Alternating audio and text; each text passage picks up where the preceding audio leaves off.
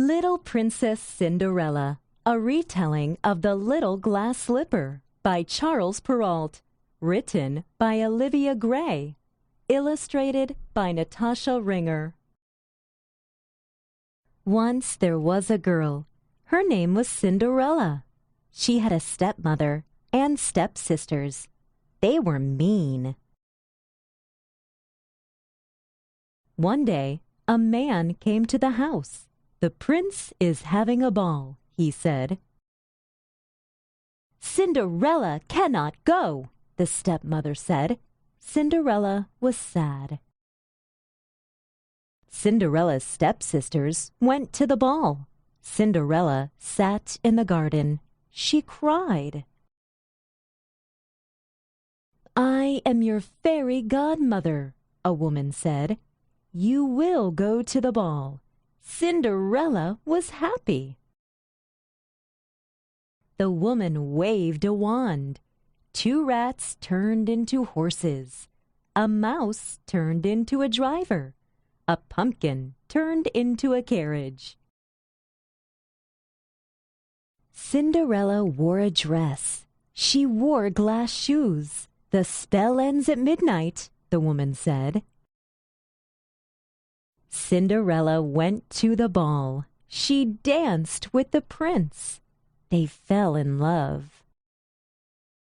The clock struck midnight. Cinderella ran away. She lost a shoe. The prince came to Cinderella's house. He had Cinderella's shoe. Cinderella's stepsisters put on the shoe. It did not fit. Cinderella put on the shoe. It fit. Cinderella married the prince. The prince was happy. Cinderella was happy.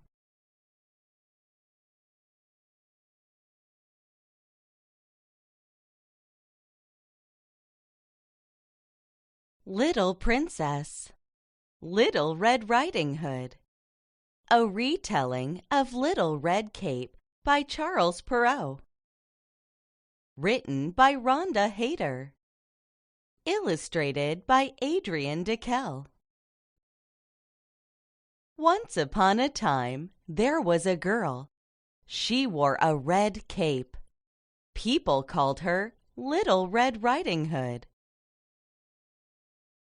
One day, the girl's grandma was sick. "I will take her soup," the girl said. The girl walked into the woods. Soon she saw the big bad wolf. "Where are you going?" asked the wolf. "I am going to see my grandma," said the girl. "She is sick." The wolf licked his lips. "What a nice girl you are," he said. Little Red Riding Hood went on her way. The big bad wolf was hungry. He wanted to eat the girl. He had a plan. The wolf ran to Grandma's house. He knocked on the door. "Who is it?" asked Grandma. "It is me," the wolf said, "Little Red Riding Hood." "Come in," Grandma said. The wolf went into the house. "Oh, no!" Grandma cried. But it was too late. The wolf locked her in the closet. Then the wolf put on Grandma's clothes. He got into her bed. He waited. Soon the little girl knocked. "Who is it?" said the wolf. "It is me," said Little Red Riding Hood.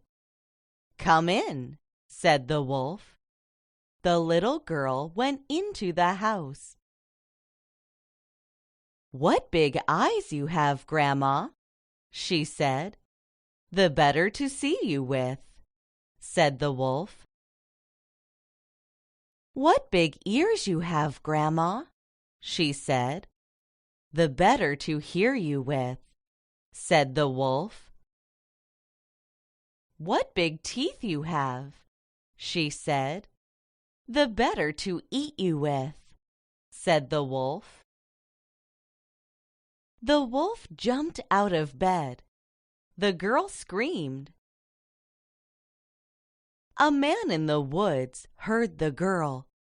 He ran to the house. He saw the wolf. He chased the wolf away. Little Red Riding Hood opened the closet. There was Grandma. The three shared the soup. The big bad wolf was never seen again.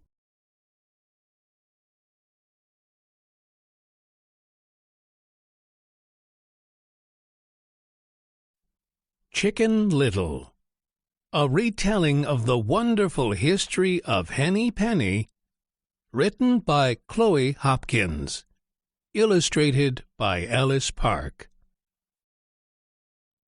It was a sunny day on the farm. Chicken Little looked for food under a tree. Plunk! An acorn bounced off his head. "What was that?" Chicken Little asked.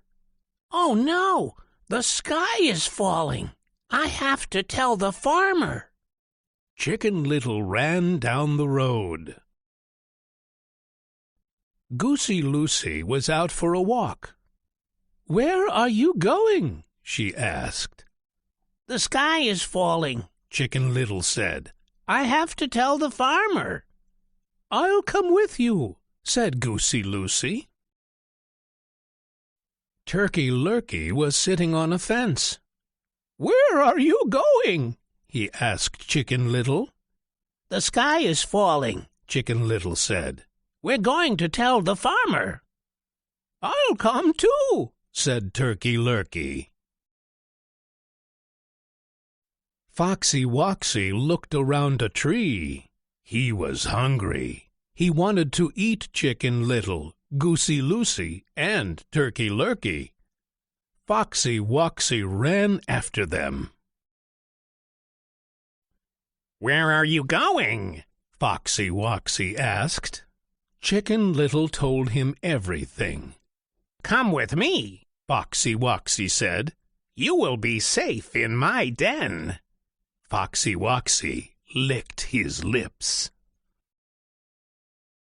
Chicken Little shook his head. "No, thank you," he said. "We have to go see the farmer." Chicken Little, Turkey Lurkey, and Goosey Lucy ran to the farmhouse. Foxy Woxy was still hungry, so he followed them. The farmer saw Foxy Woxy. The farmer yelled, "Get out of here, fox!" The farmer chased Foxy Woxy away. Now Foxy Woxy would not eat the farmer's animals. Chicken Little tried to tell the farmer about the sky, but the farmer was too busy to listen. Chicken Little took his friends to the tree. "This is where the sky fell," he said. Plunk! Another acorn fell on his head. "Oh, no!" Chicken Little cried. "More sky is falling." "That's not the sky," Goosey Lucy said. "It's just an acorn. It fell from the tree." The sky never did fall on Chicken Little, Loosey Goosey, or Turkey Lurkey, but the three friends did eat up all the acorns that had fallen.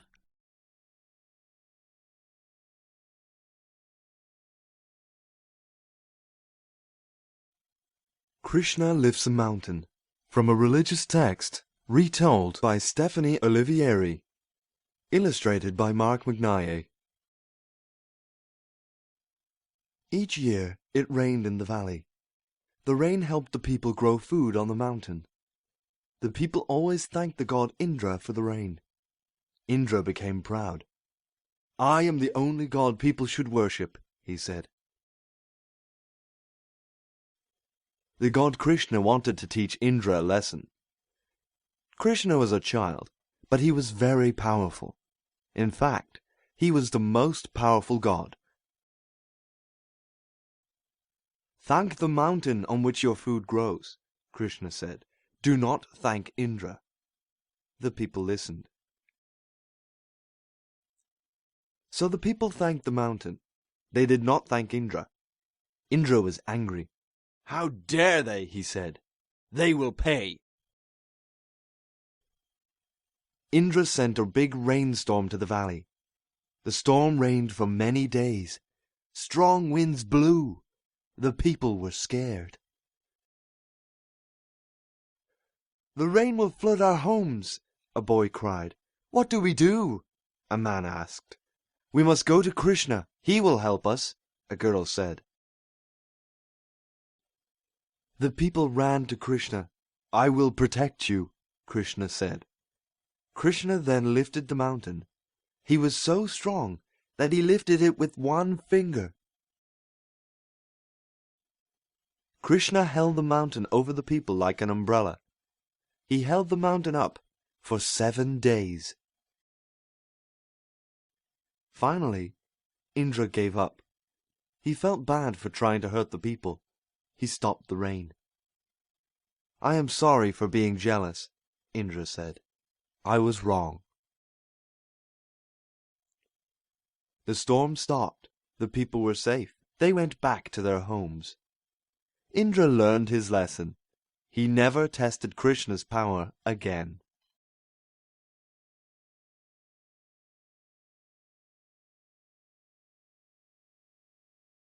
The Boy Who Cried Wolf, from Aesop's Fables retold by Chloe Hopkins, illustrated by Mark Mugnaye. Every day, Sam watched the sheep. It was his job to keep them safe. It was a big job, but it was also a boring job. Sam wanted something exciting to happen. Sam decided to play a trick. He yelled, "Wolf!" Everyone in town ran to help Sam. They wanted to keep the sheep safe too. "Where is the wolf?" they asked. They were worried the wolf might eat the sheep. Sam started to laugh. "There is no wolf," he said.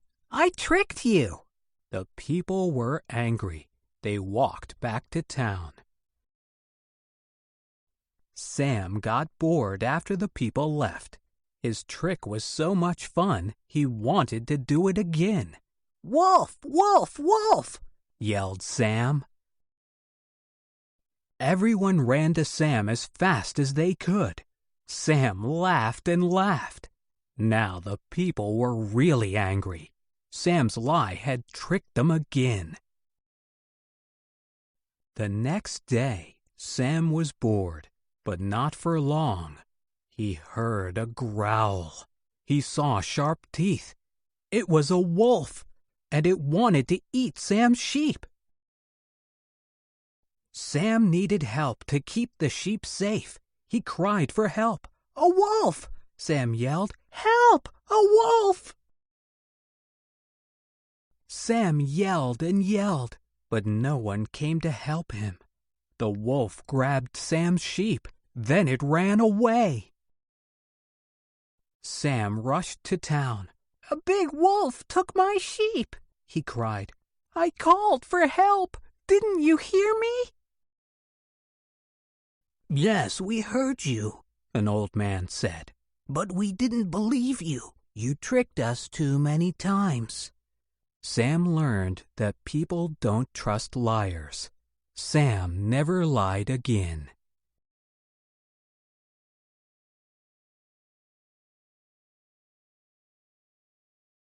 The Little Red Hen, from an English folktale, retold by Elizabeth Kennedy, illustrated by Mark Mugnaye.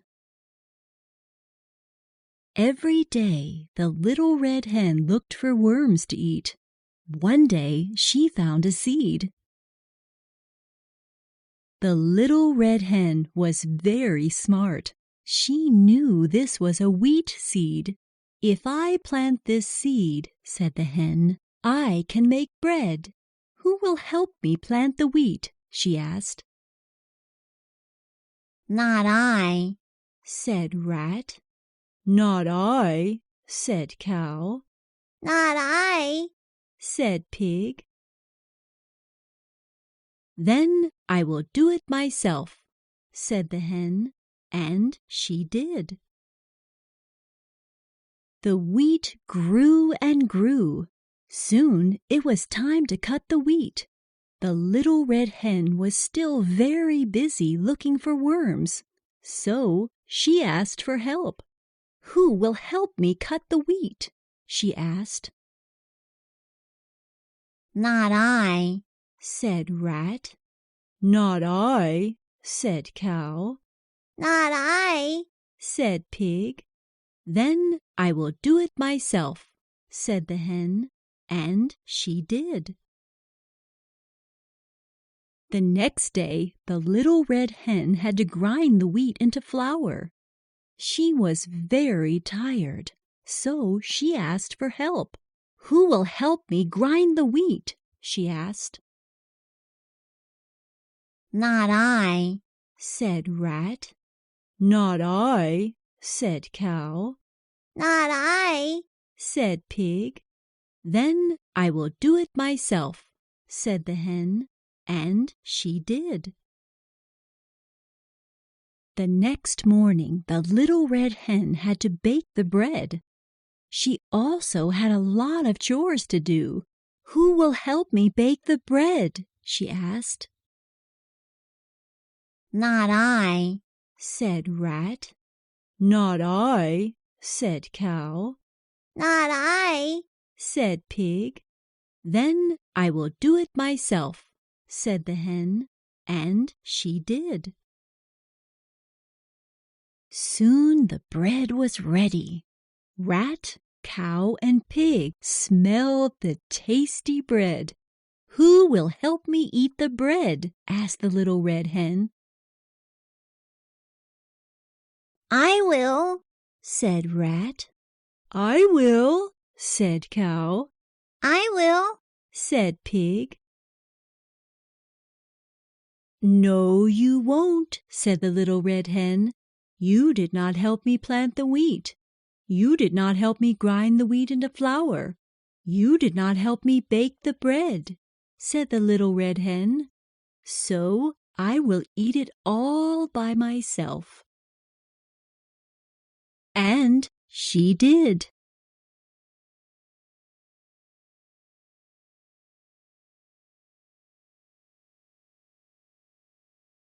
Jack Finds a Family.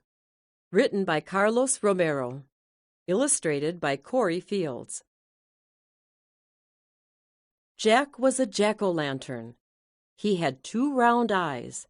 He had a triangle nose. His mouth looked like a half moon. 1 big tooth stuck out.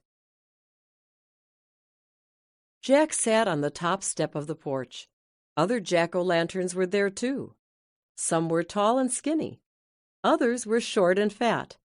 Jack was the smallest. "Hi," said one of the jack-o'-lanterns. He looked old. His skin was yellow. "My name is John. This is my family." Jack was scared. He had never met another jack-o'-lantern. "Where are you from?" John asked. Jack thought. "I'm not sure," he said. John laughed. "I bet you are from the Reed family pumpkin patch, like the rest of us." "Where is that?" Jack asked. "Past those houses and down the hill," John said. He pointed with his green stem. Jack felt sad. He did not have a family.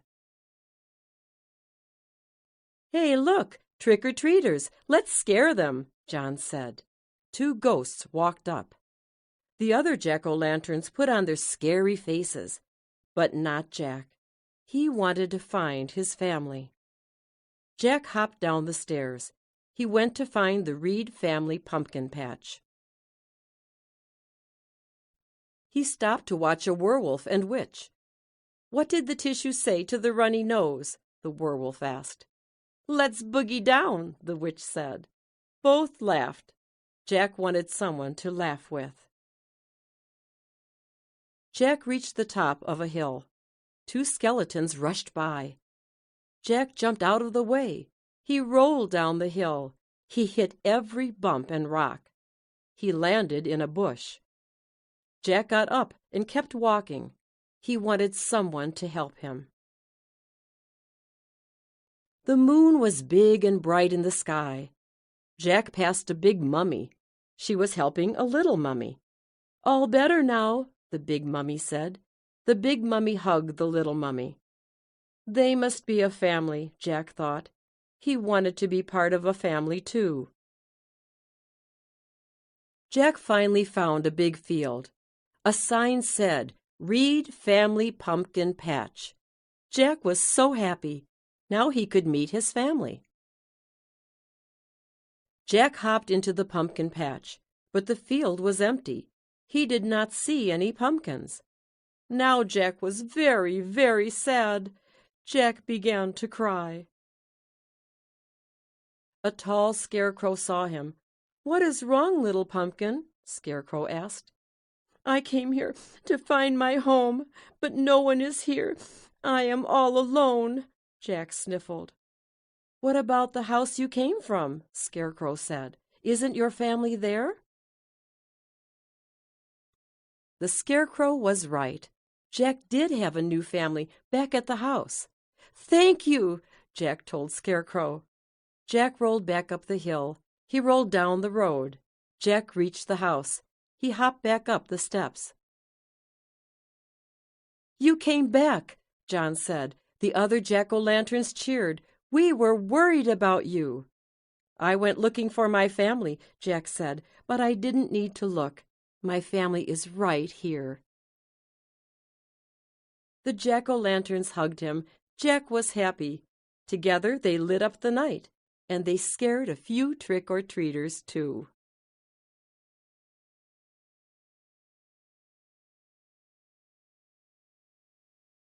The House That Jack Built, from an English folk tale. Retold by Fafaria. Illustrated by James Cleridadus. This is the house that Jack built. This is the cheese that lay in the house that Jack built. This is the rat that ate the cheese that lay in the house that Jack built. This is the cat that ate the rat that ate the cheese that lay in the house that Jack built. This is the dog that worried the cat that ate the rat that ate the cheese that lay in the house that Jack built. This is the cow with the crumpled horn that tossed the dog that worried the cat that ate the rat that ate the cheese that lay in the house that Jack built.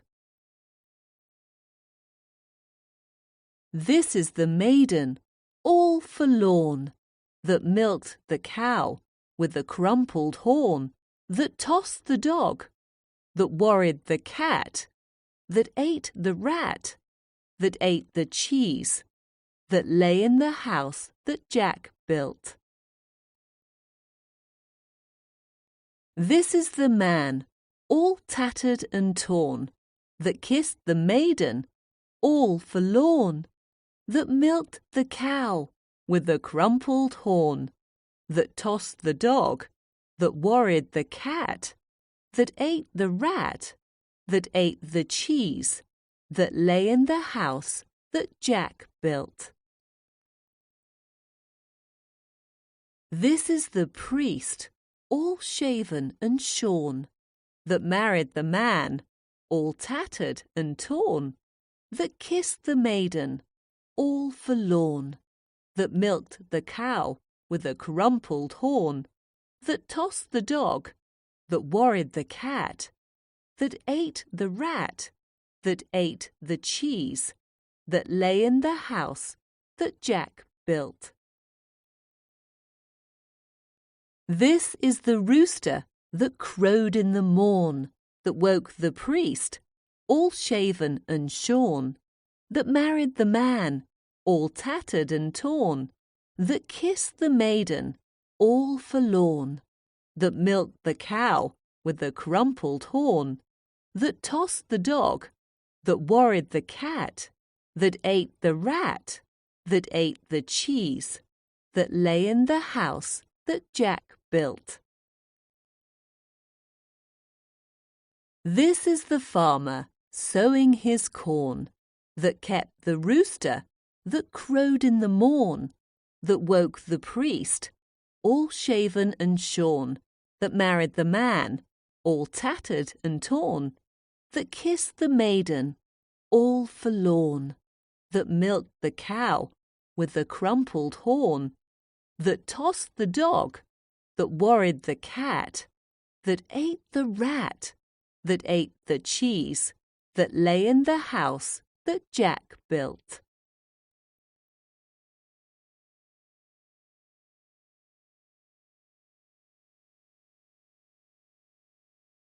The Tortoise and the Hare, from Aesop's Fables, retold by Stephanie Olivieri, illustrated by Hannah Kim.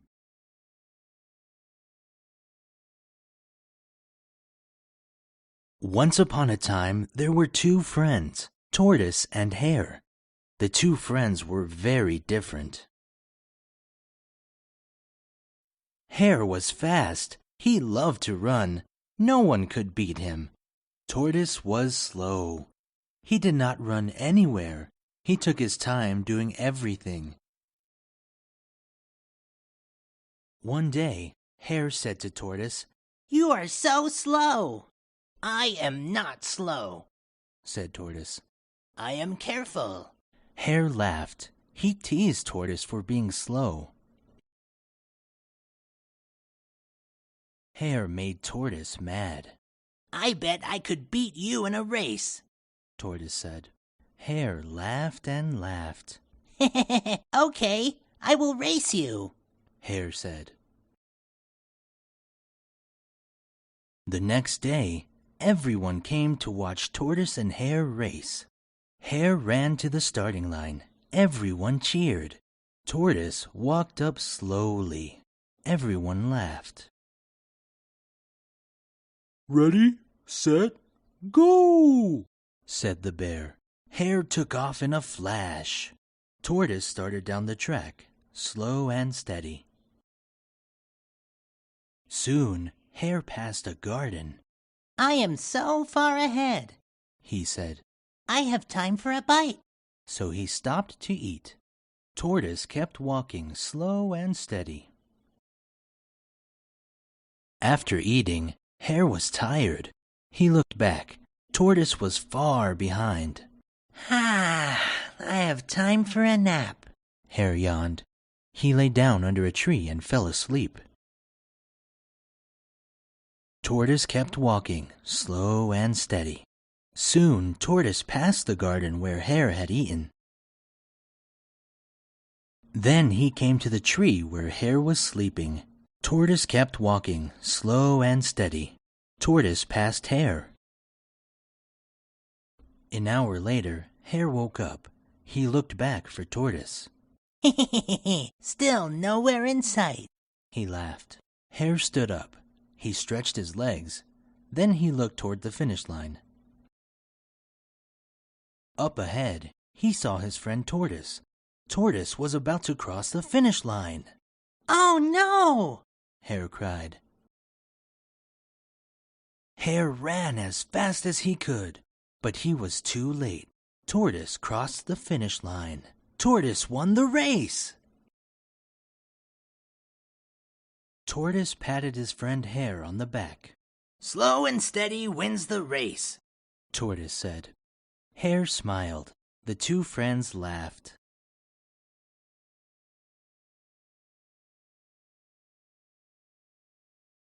Wynken, Blynken, and Nod. Written by Eugene Field. Illustrated by Leah Marcoux. Wynken, Blynken, and Nod one night sailed off in a wooden shoe, sailed on a river of crystal light, into a sea of dew. "Where are you going, and what do you wish?" the old moon asked the three. "We have come to fish for the herring fish that live in this beautiful sea. Nets of silver and gold have we," said Wynken, Blynken, and Nod. The old moon laughed and sang a song as they rocked in the wooden shoe, and the wind that sped them all night long ruffled the waves of dew. The little stars were the herring fish that lived in the beautiful sea. Now cast your nets wherever you wish, never afraid are we. So cried the stars to the fishermen three, Wynken, Blynken, and Nod. All night long their nets they threw to the stars in the twinkling foam. Then down from the skies came the wooden shoe, bringing the fishermen home. It was all so pretty a sail, it seemed, as if it could not be. And some folk thought it was a dream they dreamed of sailing that beautiful sea.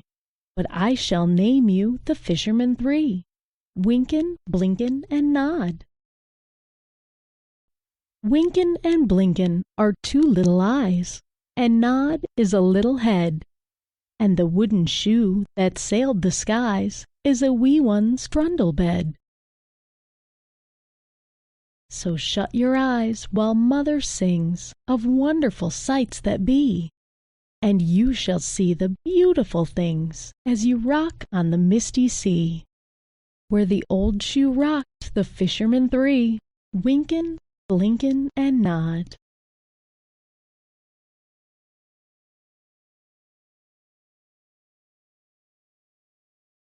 The Golden Goose, from Grimm's Fairy Tales.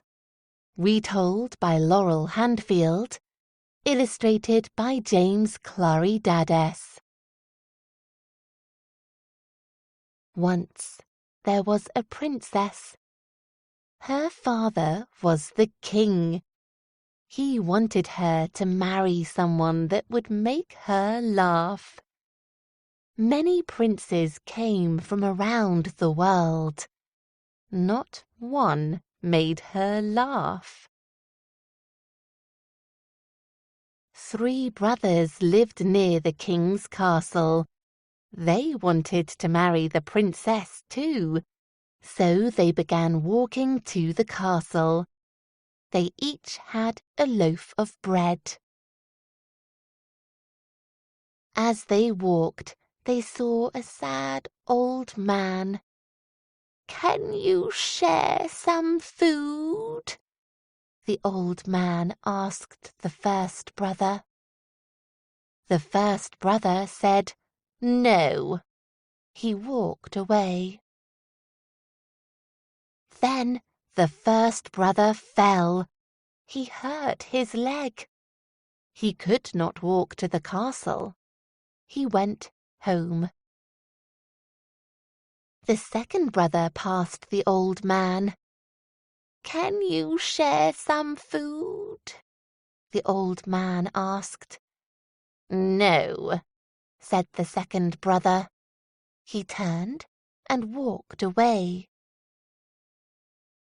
Like his brother, he fell and hurt his leg. He also went home. Dale, the third brother, also saw the old man. "Can you share some food?" the old man asked. "Yes," said Dale. He and the old man shared the loaf of bread. for your kindness, I have a gift for you," the old man said. "It will make the princess laugh." The old man gave Dale a goose with golden feathers. Dale did not know how a goose would make the princess laugh, but he thanked the old man and went on his way. As Dale walked, a girl saw him with his goose. "What pretty feathers!" she said. She reached out and touched the goose. Suddenly, she was stuck. She had no choice but to walk with Dale. A second girl and her sister saw the goose.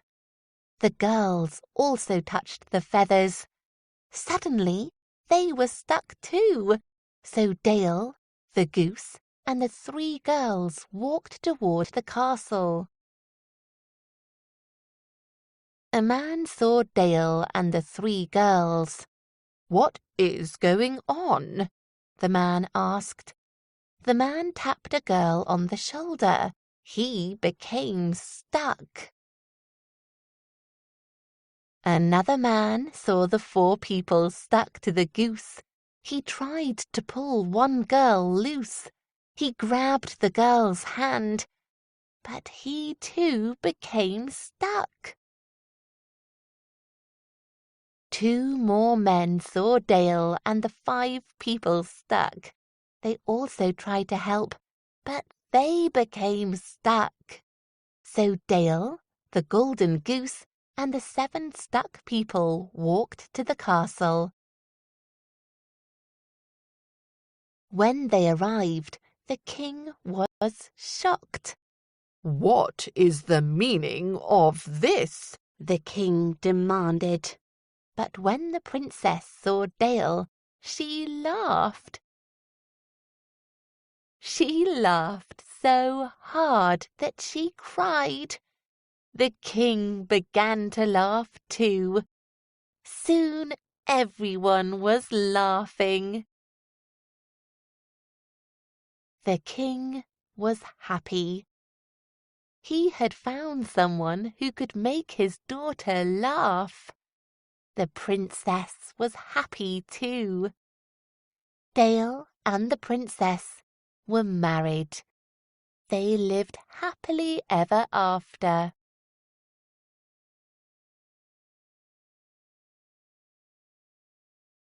The Mouse and the Lion, from Aesop's Fables, retold by Muriel Mandel, illustrated by Christine Chang. "Yikes!" Mouse squeaked. A hungry wolf was chasing her. Mouse ran as fast as she could. She darted under a bush. She ran right into Lion, sleeping outside his cave. Her sharp little claws dug into Lion's tail. Lion awoke with a start. "Roar!" Lion hollered. Lion put his huge paws around Mouse. "You woke me up," he growled. "Now I will eat you." "No, please," Mouse squeaked. "I am being chased by a wolf. Please do not eat me. If you let me go, I will help you one day when you need it most," Mouse said. Lion roared with laughter. "You help me? But you are so small." Lion laughed again. "Well, you made me laugh," Lion said, "so I will let you go this time." He put Mouse down on the ground. She ran away as fast as she could. The next day, Mouse was walking in the woods. She jumped when she heard the loud roar of Lion. "Help!" Lion roared. Mouse remembered her promise. She raced toward the Lion. She soon found him. Lion was caught in a hunter's net. Little mouse, Lion said, I am trapped. Do not worry, Mouse said. Mouse chewed at the net. She chewed and chewed until Lion was free. Thank you, said Lion. I see now that even the small can help the mighty. From that day on, Lion and Mouse were best friends.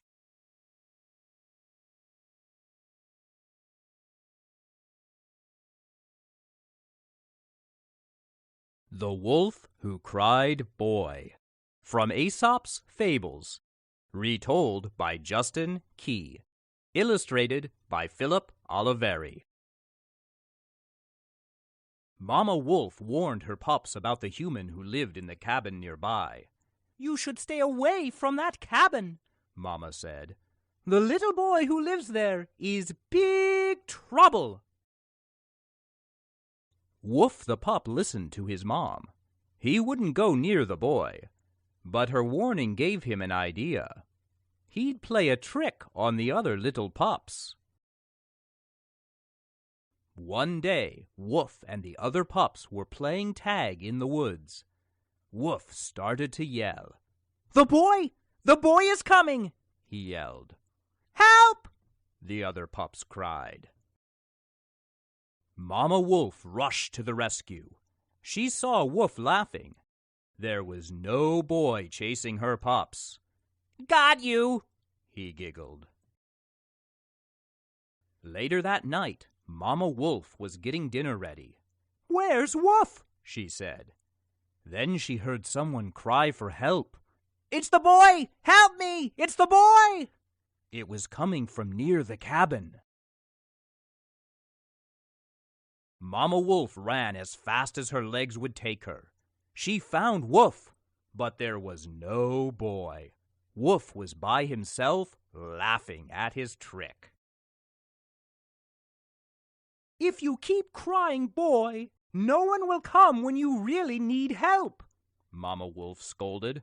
"Yeah," Woof's brothers said. "That's not funny." One day, Woof was practicing his pounce near the cabin. Suddenly, he heard the boy. "Daddy, there's a wolf pup!" the boy cried. "Let's get it!" "Help me!" Woof cried. "It's the boy! Please help!" Mama Wolf's ears popped up. "He's playing a trick," Woof's brothers said. Mama Wolf sighed. She ignored Woof's cries. But that night, Woof did not come home. Mama Wolf was worried. She snuck over to the cabin. She looked in the window. By the fire, she saw Woof. He had a collar around his neck. The little boy patted Woof on the head. "Good boy," the boy said. Woof had learned his lesson. His mother didn't believe him when he really needed help, because he had lied to her. "I will never, ever lie again," he said sadly.